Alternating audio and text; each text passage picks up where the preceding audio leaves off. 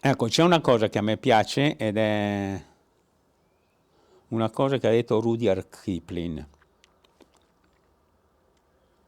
Diceva che gli uomini, in fin dei conti, si dividono in due categorie: quelli che stanno a casa e quelli che a casa non ci stanno mai. Io penso di far parte della seconda categoria, indubbiamente. Oggi fanno tutti i topografi, no? Perché c'è uno strumento elettronico. Chi ha studiato un po' di topografia pensa di saper fare il topografo. Il topografo è il più bel lavoro del cantiere. Il topografo va nei progetti, molto prima che i progetti comincino, fa i lavori, raccoglie tutta una serie di dati. Ovviamente per far questo non sempre ha a disposizione tutte le facility, nel senso che le dighe non si fanno in città, le dighe si fanno nelle montagne, in posti generalmente isolati, molto spesso dove non ci sono strade, non ci sono comunicazioni, e quindi c'è bisogno di un team di persone disponibili a fare il loro lavoro, però in condizioni, direi, non sempre agiate. In Iran, per esempio, mi sono fatto 3 mesi in tenda. Diciamo che ho cominciato un lavoro particolare e ho cominciato nel 78. Mi ero diplomato in geometra nel 73 e nonostante qua nella zona in quegli anni ci fosse abbastanza movimento, non mi sembrava, non mi sentivo a mio agio, quindi per alcuni anni ho continuato a fare il muratore, l'artigiano con mio padre e mio fratelli, cercando sempre qualcosa di diverso. Andare a fare il geometra in un ufficio tecnico o in comune non era proprio la mia massima aspirazione. Quindi nel 77, per un caso fortuito, sono venuto a sapere di un'azienda internazionale, in questo caso la Bramboeri svizzera, che cercava personale da mandare all'estero. La Bramboeri è una società che allora faceva centrali elettriche e linee di trasmissione. Sono stato al sud della Nigeria, sono stato in Camerun, sono stato in Algeria, poi sono stato in Turchia per il secondo ponte nel Bosforo. Ecco, tanto per dire le cose. Adesso sembra una cosa straordinaria fare un ponte come quello di Genova con una campata di 95 metri. Il secondo ponte sul Bosforo, fatto da un'azienda italiana, ha la campata centrale di 1200 metri.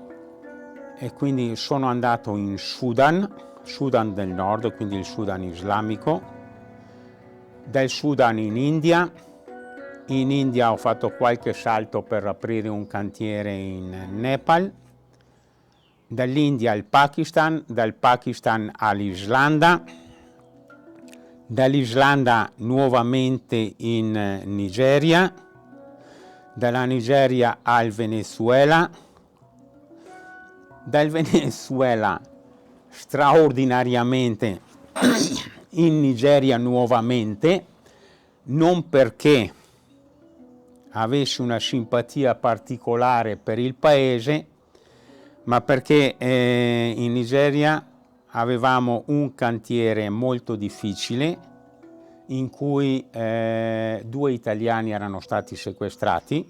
Già prima di andare via avevo una passione per la fotografia, anzi fotografia e alpinismo, perché già da giovane mi sono fatto alcune delle classiche nelle Dolomiti, quindi avevo già un background un po' particolare.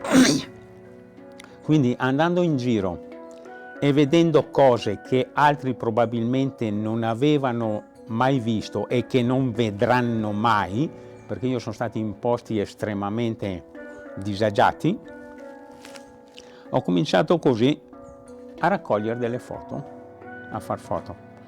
Ovviamente poi professionalmente non è che abbia fatto sempre il topografo, nel senso che a un certo momento anche l'azienda mi ha detto: te Vardanica, cominci a costarci troppo come topografo, e con l'esperienza che hai è meglio che cambi lavoro, e quindi ho cominciato a fare tutti i diversi step fino al punto di arrivare a fare il capocantiere e a gestire progetti di una certa importanza.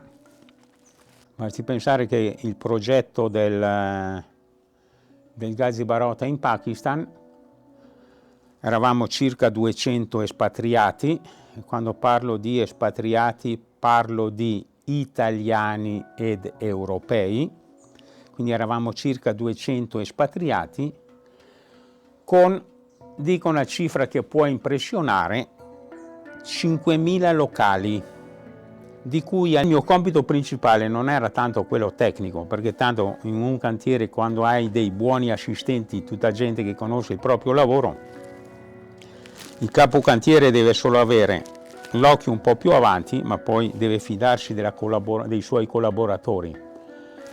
Lì il problema principale in quel cantiere era saper gestire la presenza di 26 nazionalità diverse. Dalla Nigeria sono andato in Georgia, dalla Georgia sono andato in Botswana ad aprire un nuovo cantiere, dal Botswana sono andato ad aprire un cantiere in Kenya, dal Kenya sono andato ad aprire un nuovo cantiere in Danimarca.